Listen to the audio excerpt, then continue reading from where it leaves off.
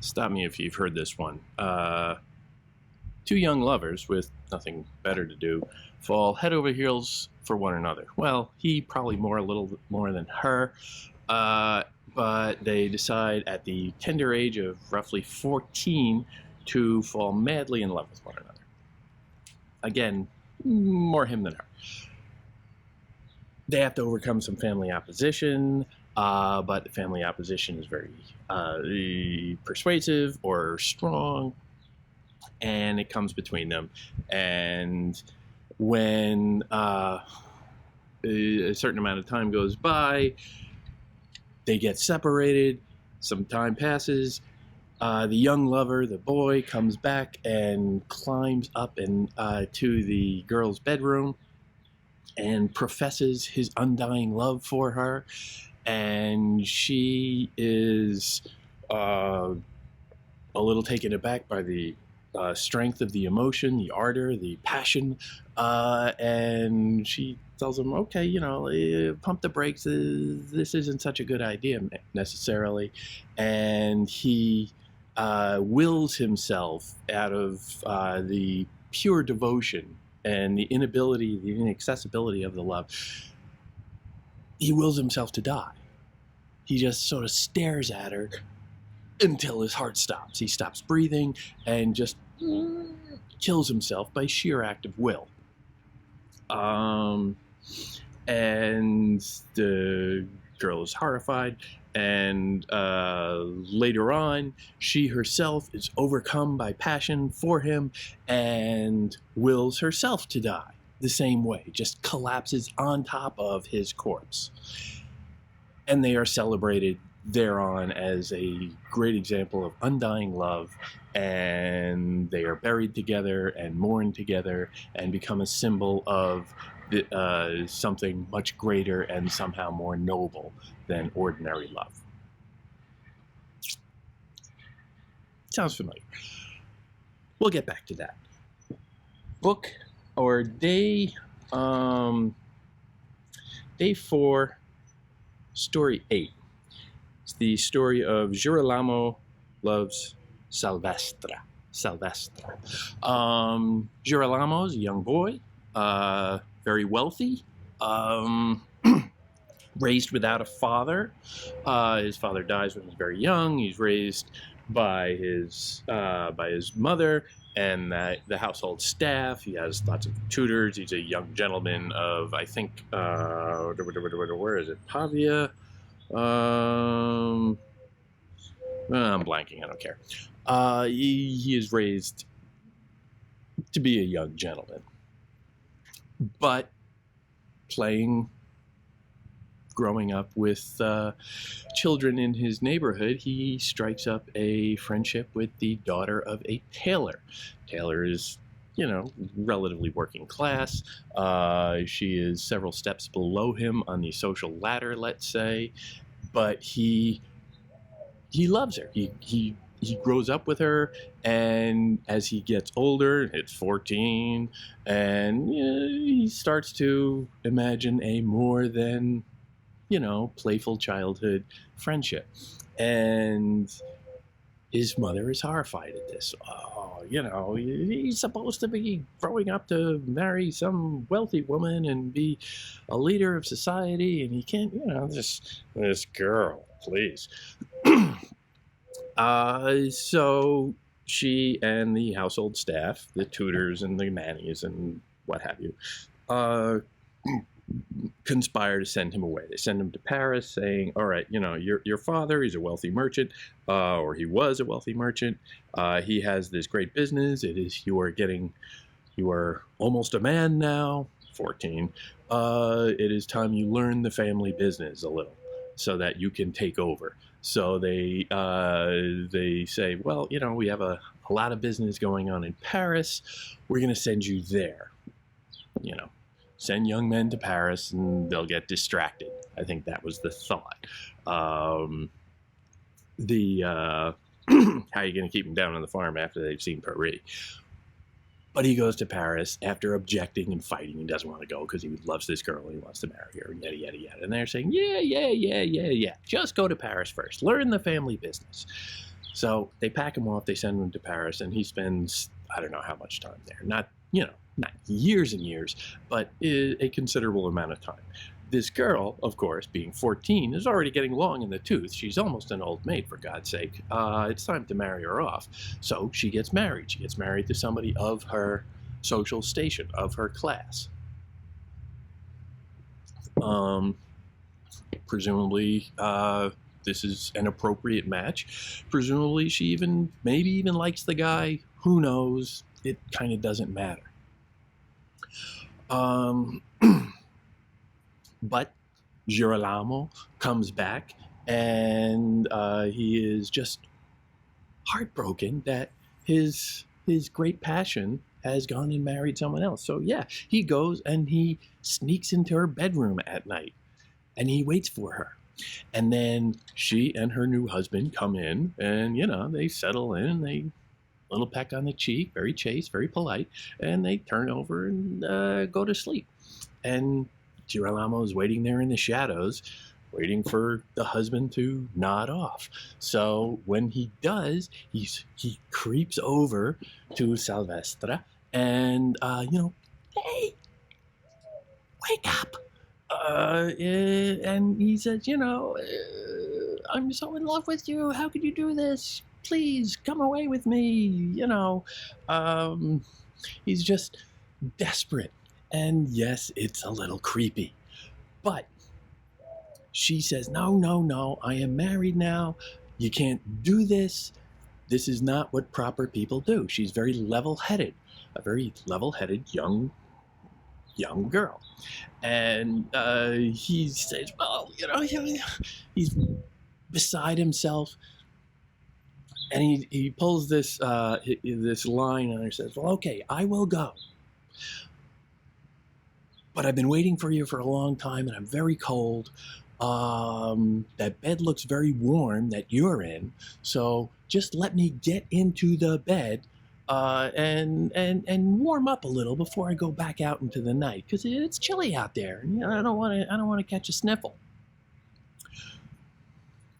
So she is a nice person, and she okays this, and he strips off some of his clothing and climbs into bed next to her. And, it's just the tip, I guess. He's sitting there and he's just bound up with passion, but she is just, implacable, unmovable. No, sorry, I'm married. That's it. And it's a brick wall that he's banging his head against. So he's staring at her, and he sees that, okay, I can't convince her. There's no way I can have her. There's no way I can go on without her. I can't have her. I can't live with her. I can't live without her. So he stops breathing. He just stares at her and wills himself to die. Right there.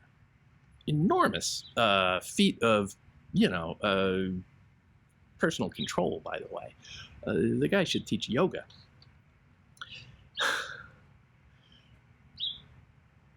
She realizes, hello. She's poking him. He's dead. What's going on?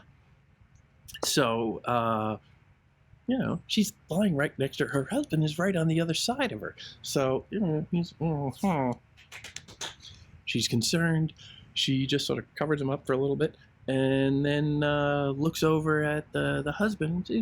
Hon. Guy wakes up, in the middle of the night, and she tells him, well, this thing has been bothering me.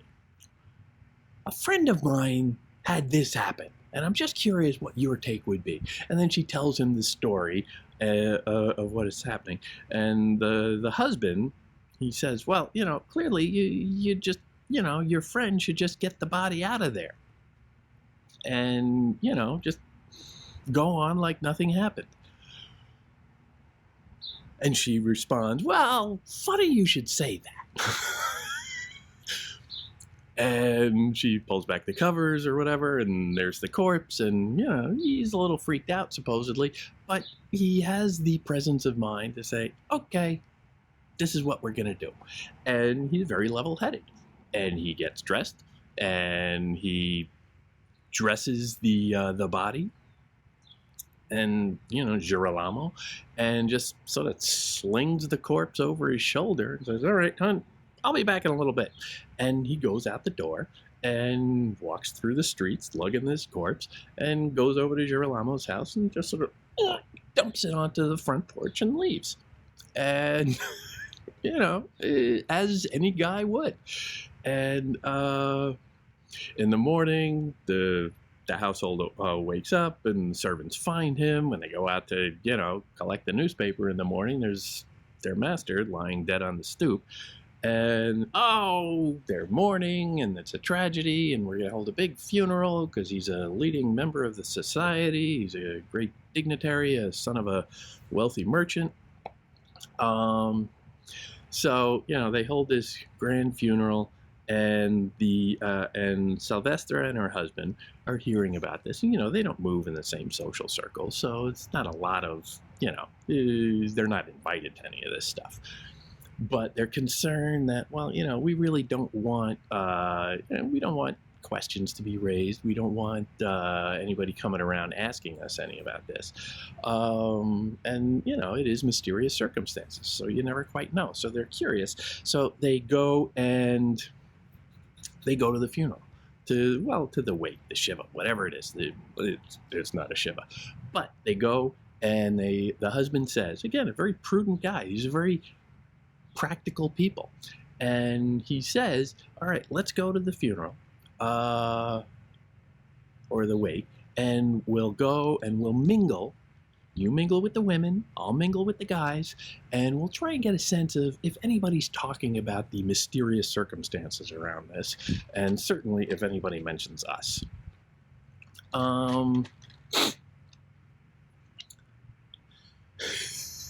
They go, they start to mingle, chit-chat, and Sylvestra approaches the corpse, and she's looking at Girolamo, and she herself is then overcome, and she bursts out into emotion and collapses onto the corpse, willing herself to die. Another great paroxysm of emotion over reason. And everybody looks around and says, and they realize, well, yes, they had a great love, and they going back from when they were just children. They're like 14, 15 now. Well, maybe a little older. It's a little unclear. Time is never very good in Boccaccio.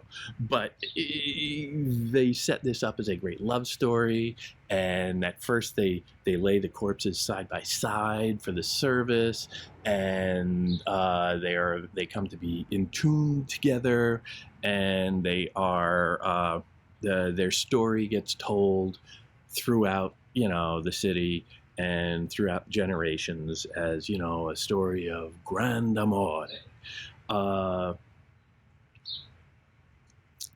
It is a story of great love. It is a story of, as the day's theme would have it, of love that ends in tragedy, but it is a kind of transporting and uplifting love.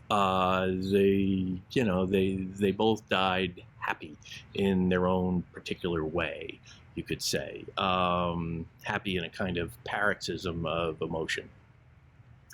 It is also, of course, a clear forerunner of Romeo and Juliet. Shakespeare stole from everybody.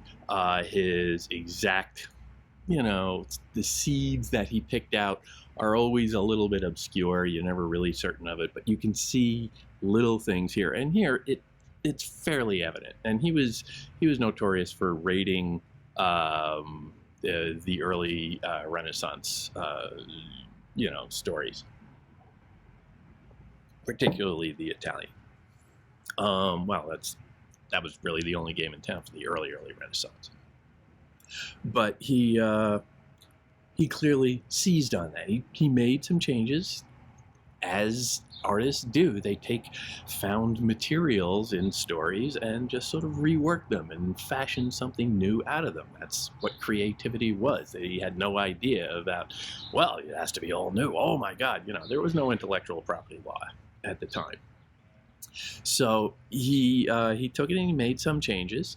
But what he kept was obviously this core of these two young lovers.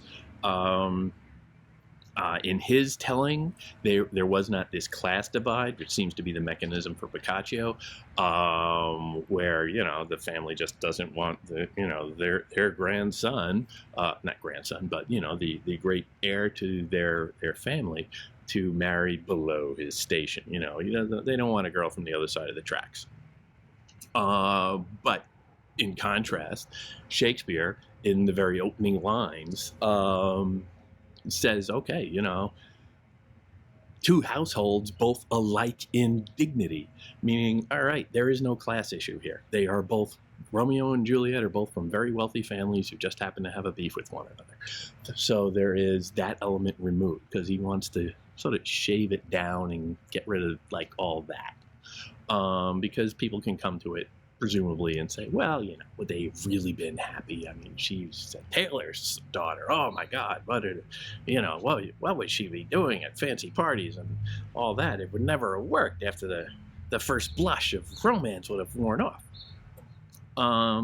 But he took that and he just worked it a little bit, and little things. At one point in the story, right in the introduction to it, Boccaccio describes it as, what is it? The tragedy of a story of a young girl who believed that she could remove from an enamored heart a love which had possibly been planted there by the stars, which gives you a sense of, even this very rational girl, very relatively pragmatic and clear-headed, was brought down by the inability to essentially keep down those emotional urges, those emotional instincts. But also, what jumps out to me, and that is by the stars. Le stelle in the original. Stars are all over Romeo and Juliet. Shakespeare takes that and runs with it. And you get, he blames stars throughout a lot of his plays. The idea of fortune, which is always key in Boccaccio. Stars are linked to, through astrology, the idea of how the world works or how the universe works. But Shakespeare, star-crossed lovers, take him and cut him out in little stars. Stars is the idea that, they tell the future. Shakespeare will pick up on that thread and make something really, really potent out of it. Nipping and tucking and stealing and adapting as he goes. This is a great repository of stories. This is a source book for a lot of plays throughout, not just Shakespeare's time, but throughout the next several hundred years, because they're basic plots that give you really interesting connections. Putting aside all the Shakespeare stuff, this is also a really interesting story just for Boccaccio, because again, you see the conventions, just the idea of the class difference. Class difference is a social construct, and he is saying that, well, no, that doesn't compare to the power of love and the human connection that we can have, irrespective of social distinction. And you can see that there. He's saying, all right, class doesn't mean anything. Money doesn't mean anything. All that really matters is that two people can have a bond. And it is also, in his way, a struggle to find meaning, a struggle to make sense out of what is happening. All of the chaos, or all the allusion to the stars, the allusion to the stars, is a hint that, we're just trying to make sense out of it. How can you make sense out of madness? How can you make sense out of sudden death? These people did just suddenly die, just collapse for no apparent reason. Well, of course, Boccaccio was seeing an awful lot of that. For one big reason, the plague. But by all indications, by his own indications, it could actually happen very quickly, where somebody would be fine one day and then the next day, well, that was it for him. Trying to make sense out of these things, trying to shift it into a perspective. And here they're shifting it into a kind of a romantic perspective, trying to make it seem like, okay, it makes sense because it's a story of true love, and true love triumphing over death. And that's what they really needed to believe. That's sort of inspiring. That's a struggle to make sense out of the unintelligible, the chaotic, trying to find something to believe in a world that seems maddeningly destructive. That's what this story is getting at. It's a fun story. It's fun because you can see the seeds of Romeo and Juliet. Like, that's interesting. Yeah, star-crossed lovers. But